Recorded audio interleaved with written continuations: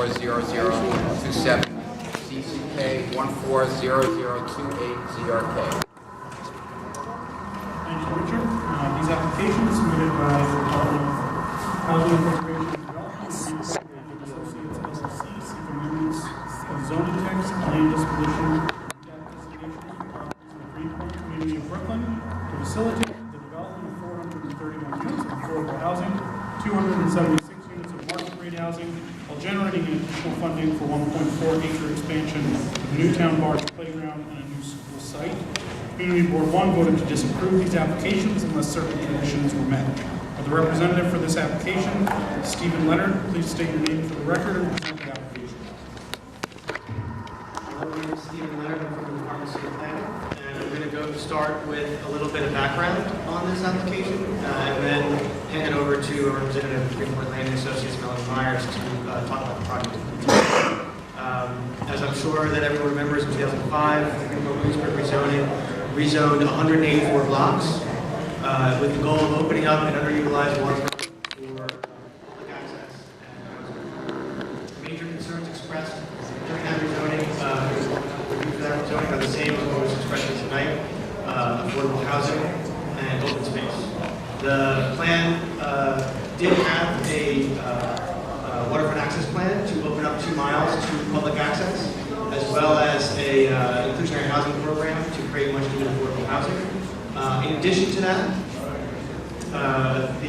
prior to approval of the rezoning of the City Council, the administration signed a document known as the Council Agreement, which included commitments for a number of city-owned properties. One of them was the site. Another one was at the corner of Greenpoint. I'm sorry, the corner of Commercial and DuPont Streets, right where that red circle is. And commitment of the city at that site was to generate 431 units of affordable housing and to expand the adjacent Newtown Barge Park by 1.4 acres. The actions that are proposed as part of the Greenpoint Landing application would facilitate the meeting of that commitment. And now I'll turn it over to Melanie Myers to describe the project. Thank you and good evening. My name is Melanie Myers. I'm an attorney with Fried, Frank, Harris, Schreiber, and Jacobson, and we represent Greenpoint Landing Associates, who is one of the 3 applicants for this action. As Stephen said, this application is for the outgrowth of the 2005 points of agreement, and the elements of the project, which are before the borough president and the community tonight, are really serve 4 purposes. The first purpose is we would be acquiring certain city property as well as development rights, and would be using those development rights to create 431 units of affordable housing with incomes ranging from 40% of AMI to 120% of AMI. We will also be, the applications would also allow for a 640 seat school, a public school from pre-K through 8th grade, to be located on the site, and that would be located at that purple spot on the plan that's in front of you. We will also be, as part of this application, be introducing about more than 80,000 square feet of publicly accessible open space along the waterfront. And finally, the application would include a $2.5 million contribution to a city project, which would be the expansion of the Newtown Barge Park. So I just want to show a little bit about what parts of the project you'll be seeing in the first part, if the applications are approved. So the first element of the Greenpoint Landing project that would be built would be an affordable housing project that would be located on the corner of Eagle Street and West Street. It's a 98-unit house project, 7 stories, again, with ranging from households of 40% AMI, 60%, 80%, and 120% AMI.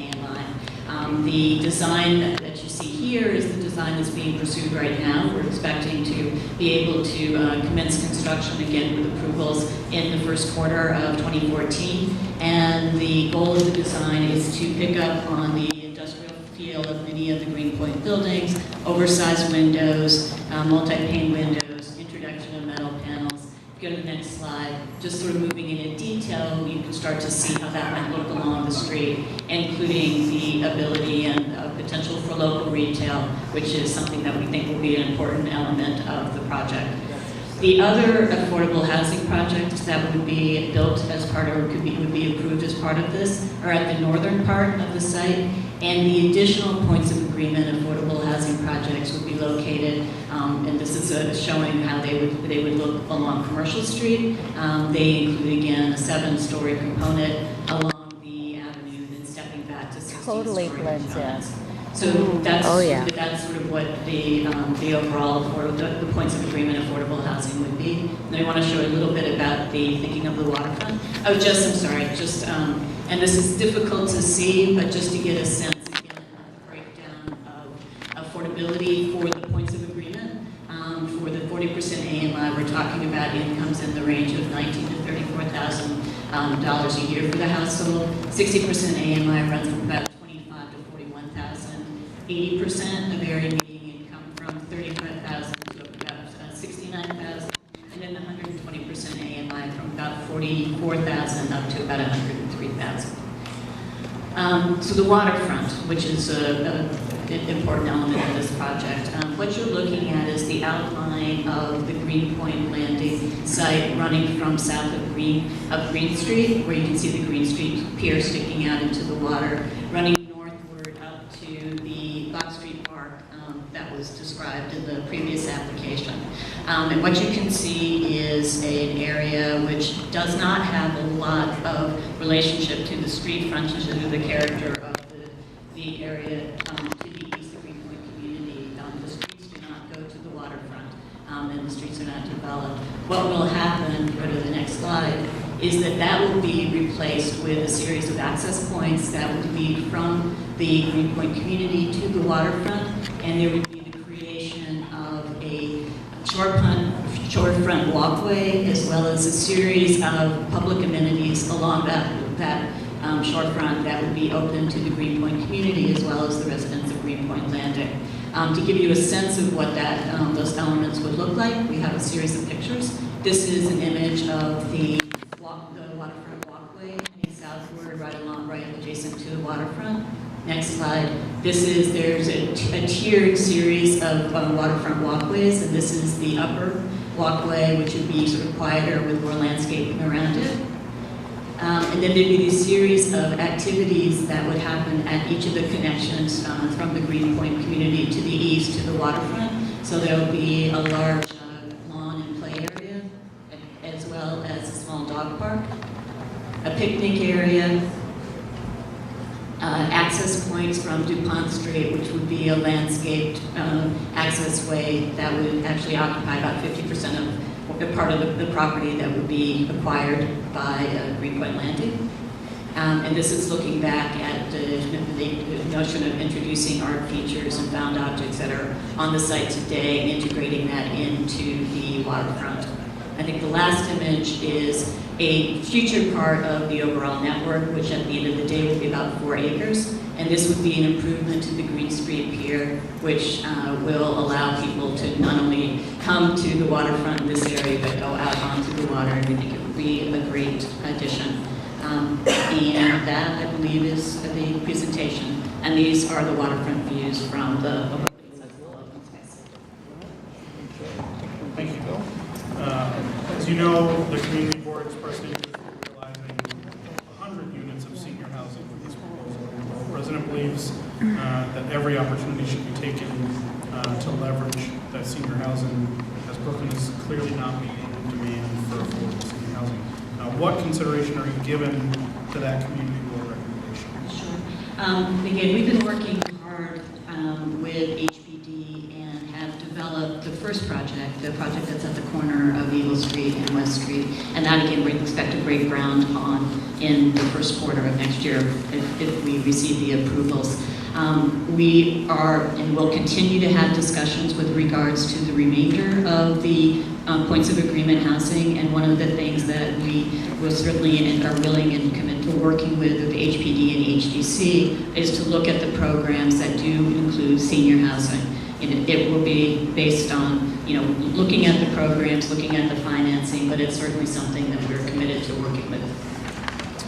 And then Community Board 1, it's about the AMI mix. Community Board 1 objected to household income tiers exceeding 60% of AMI and their affordability mix, mostly at 40% AMI, and called you to secure government financing, LAMP, HDC, or HCR programs for that. I understand the first 98 point of agreement units scheduled for closing have half of the units exceeding 60% of AMI.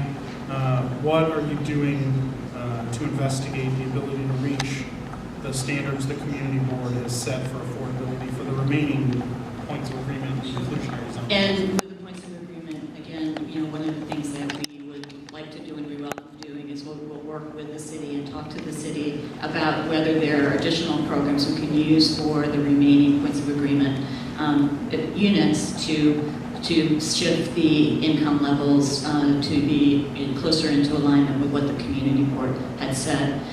One thing to just be aware of is that there are the points of agreement affordable housing, which is before you today. In addition to that, the Greenpoint Landing Associates is working with the city on an additional affordable housing project right now.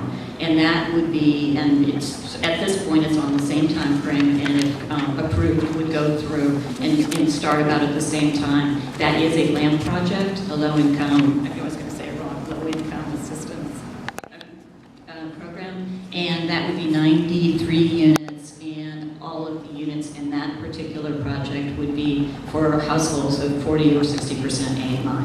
So we are looking at other projects for the rest of the project as well. And then the borough president, as a policy, have newly created affordable units remain affordable forever, so that future generations can benefit from that affordable housing stock as well. He understands and appreciates the inclusionary zoning affordable units are required to be permanent. What commitment towards providing all of the intended point of agreement affordable housing to remain affordable forever? At this point, again, we've been talking to the city and we've been talking to HPD, sort of with the discussion being based on the points of agreement, tiers of income. So that discussion, we understand, will be ongoing and may reflect additional discussions about the affordability. In terms of where we are now, of the points of agreement, 138 units of the points of agreement affordable will be permanently affordable. And in the initial project, all of the units that are at 40%, 60%, and 80% AMI will be permanently affordable. So that's where we are today. And then as this end of Greenpoint continues to be developed pursuant to the 2005 rezoning, as we've heard, the population is expected to more than double in size over the next 10 years. We've heard from a lot of community members tonight, specifically speaking to this and the effect it's going to have on infrastructure in this area. This project does make allowances, as you pointed out, for additional open space and the provision of a new school. Are there other mitigation steps that are envisioned by you for this area and this development as it pertains to transit and child care and infrastructure in general? And is there anything you know that the city is committed to for that as well? I mean, and the city is where we can. I'll talk about what we can talk about, and if there's other questions, then I'll defer. For transportation, we understand that there is a concern about how people will move into and out of this project and the consequences of this project on Greenpoint as a whole. So the things that we have talked about and that we're committed to continue to pursue include the shuttle bus that would be available to allow for people who want to go to or going to the subway to use the shuttle bus to get access to the number 7. We, in addition,